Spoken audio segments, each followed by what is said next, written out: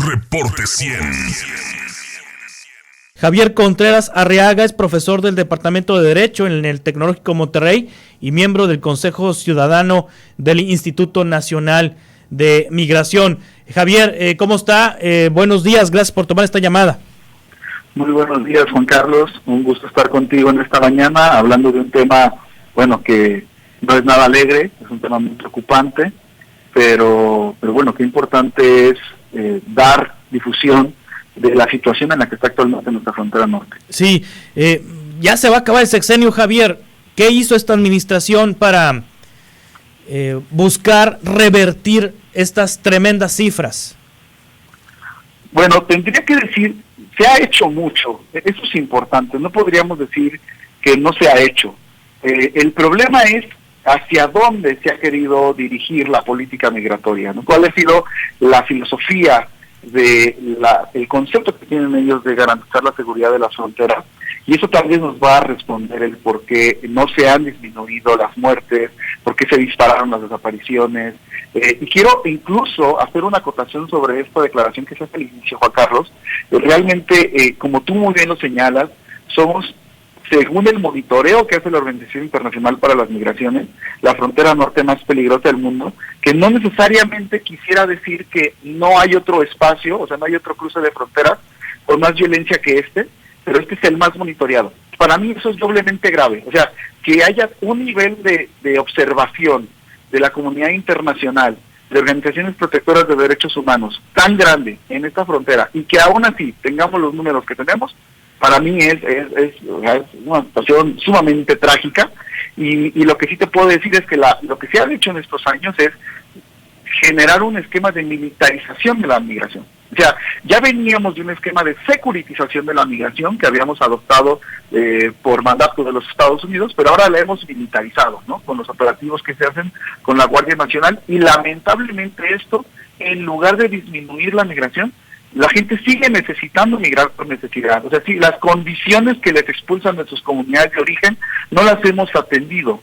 Entonces, con esa necesidad que persiste, lo único que provocamos con la militarización de la migración fue la especialización y la profesionalización de los servicios de tráfico ilícito de migrantes, que ahora están muy coludidos con otros sistemas de tráfico de otro tipo de bienes, que también son ilícitos, y que ponen en vida a las personas que son objeto de tráfico ilícito de migrantes.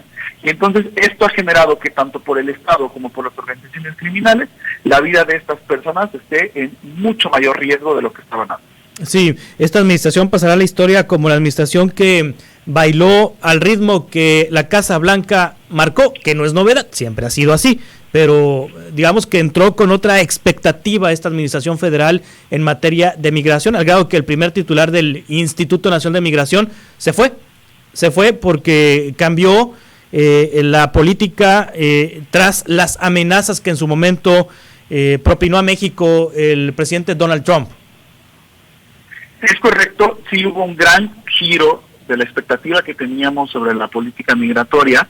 Ya ha sido muy preocupante, cambió, pero, o sea, 180 grados, pero el discurso no ha sido honesto, el discurso no ha sido sincero, y es muy difícil dialogar con la autoridad migratoria bajo este doble discurso, ¿no? O sea, en los comunicados, en las boletines que publica, hablan de la migración segura, ordenada, regular, como este gran emblema del Pacto Mundial de Migración, pero en la práctica trabajan solamente con las autoridades de control, las autoridades de contención a las amenazas a la seguridad nacional, como es la propia Guardia Nacional.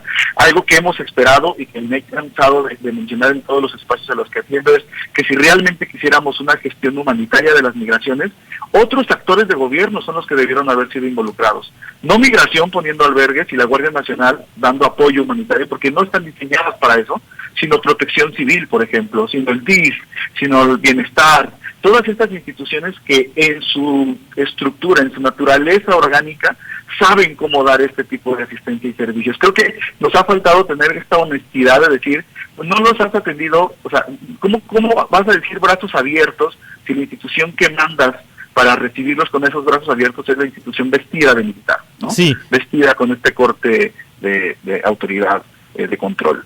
¿Hay una gestión en este momento de las migraciones en algún otro país del mundo que pudiera ser ejemplo? Mira, me gustaría puntualizar en la ironía, ¿no? En este mismo país, cuando llegaron los refugiados de Ucrania, mostró una cara completamente distinta. La realidad de los albergues que se instalaron para las personas ucranianas, pues con una dignidad mucho mayor, la comunicación diplomática que hubo entre los países que podrían acogerlos, ¿sí me explico? O sea, claro que podemos aprender mucho de otros países, y en ese sentido creo que sí ha habido un diálogo. Yo reconozco todo el trabajo que la Unidad de Política Migratoria ha tratado de gestar para que se puedan recopilar buenas prácticas de otros países de la región, de los estándares internacionales que las Naciones Unidas tienen en sus diferentes agencias, pero yo creo que no es porque no sepamos cómo se puede hacer. Sí hay una postura necropolítica, le llamamos, ¿no?, en el que hemos canjeado ciertos beneficios internacionales, no te puedo decir la lista de cuáles, ¿no?, con los Estados Unidos, a cambio de ser su policía migratoria y ser una policía migratoria agresiva, ¿no? Lo que vemos en las situaciones migratorias, lo que vemos en las redadas masivas, que ellos les llaman rescates masivos, pero son redadas, en los retornos humanitarios y devoluciones, que son deportaciones. Todo esto es la realidad. No es porque no lo sabemos hacer, es porque hemos acordado hacer este trabajo sucio en un esquema de relación diplomática. Sí, y en Estados Unidos no se ve algún cambio en su política migratoria, por lo menos, bueno, no es la política de Donald Trump, pero la de Joe Biden es muy parecida a la de Trump, y el tema de los migrantes sin duda va a ser uno de los aspectos que centrará el debate público, el debate en la próxima elección presidencial de los Estados Unidos, hasta la posibilidad de que Donald Trump vuelva a ser candidato del Partido Republicano. Yo no soy la mejor persona para hablar de la política migratoria estadounidense porque la observo desde fuera, pero mi percepción ha sido desde hace algunos años que en Estados Unidos no es que haya antimigrantes y promigrantes. Me parece que tanto republicanos como demócratas son de corazón antimigrantes, solamente que hay una agenda electoral en la que utilizan una narrativa que les consigue votos, pero no hemos visto en realidad una política que sea sustancialmente, ¿no?, pro dignidad de las personas migrantes, sobre todo las más necesitadas. Entonces, esa es una opinión, otra vez lo reitero desde afuera, pero yo creo que nosotras tenemos que asumir, como organizaciones, como colectivos, como propio gobierno mexicano, que tenemos una problemática en la que Estados Unidos no nos va a venir a ayudar de manera directa con lo que estamos viviendo. Tenemos que aceptar la realidad mexicana y nosotros tomar una decisión de gestionar más integralmente las migraciones a largo plazo. Siempre les planteo que, porque todavía lo veo, hay una negación de entender que este problema ya es nuestro, ¿no? Todavía se sigue planteando en el escenario nacional el pedirle a Estados Unidos que vuelva a abrir las fronteras, el que reconsidere lo que hizo con el título 42, ahora título 8. Eso ya no va a cambiar. Creo que no es sano que sigamos en esta negación. Tendríamos que empezar a voltear a ver hacia abajo, hacia Centroamérica, y decir, hagamos un equipo, ¿no? O sea, hagamos una estrategia de integración regional, de rescate regional a mediano y largo plazo, que tiene 2 etapas. Una sí es fomentar el desarrollo en estos lugares, así como lo tenemos que hacer en muchas comunidades mexicanas, de manera inteligente, pero la otra es atender ya de manera humanitaria, y digna y eficiente y con recursos reales la migración que está sucediendo en este momento, para que puedan tener, o sea, cada día que pasamos sin gestionar adecuadamente esto, estamos fomentando un caos, estamos fomentando una situación de tragedia con las personas que ahorita están totalmente desamparadas. Sí, ¿no se supone que esta estrategia regional ya se había iniciado? Vimos a Kamala Harris visitar Centroamérica, vimos también al presidente López Obrador implementar algunos programas sociales con gobiernos centroamericanos. ¿No se supone que eso ya había iniciado? Sí, no, ha iniciado 10 veces, te lo puedo decir. O sea, cada administración tiene este diálogo y este discurso se repite mucho. En la administración actual, México lo ha hecho a nivel discurso de la mañanera, lo ha hecho a nivel estrategia interregional de países, en una coordinación incluso interagencial de las Naciones Unidas. Yo traigo a colación un pasaje bíblico, ¿no?, donde dice Jesús, porque ahí donde esté vuestro tesoro, ahí está vuestro corazón. Mi pregunta es, cuánto dinero le hemos asignado a este tipo de pronunciamientos para que se vuelvan una política pública. O sea, hubo un par de anuncios que alguna vez se hicieron de apoyar con algunos programas sociales que mencionaba el presidente, pero la realidad presupuestal es que todo nuestro dinero para atender el tema migratorio, más del 70% se va a estaciones migratorias y a las estrategias de detención.